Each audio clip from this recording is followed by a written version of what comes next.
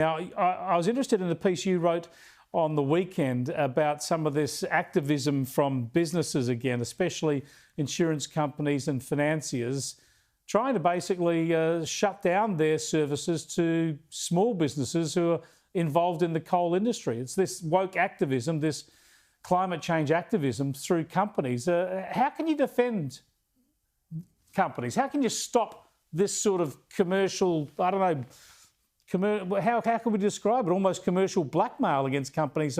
They're penalised for being involved in this sector. Well, I think you're bang on. And I never thought I'd see the day where there wouldn't be an Australian bank not willing to back Australian coal. And it's not just thermal coal. They've rubbed out met coal as well. So, no steel making for you. But the reality here is straightforward. Finance will still be provided. It'll be international. I'm sure you can guess where that's likely to come from. I don't know that that's in our interest or the Australian people's interest. But the idea that insurance companies are now making decisions about what projects they will or won't insure because they might connect to a coal mine, for example.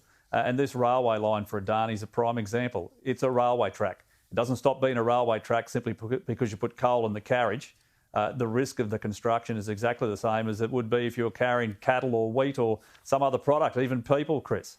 So I just want to call these people out for their ideological position. And if they're true believers, we'll stop providing mortgages to coal mine workers and start insuring things that are just simply commercial construction risks. Now, in terms of what we can do about it, well, I'm waiting on George Christensen and his committee to provide their recommendations, which we'll look at very closely. But there has to be a way. This is Australia's second biggest export commodity. It provides a lot of jobs into regional Australia, and we want to keep them.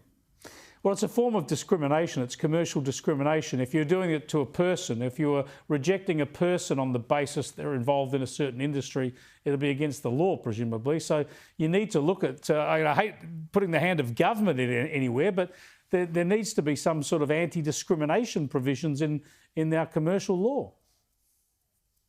Oh, can you imagine if they said they weren't going to provide finance for pubs because they don't like alcohol or people who might have a gambling house or a casino?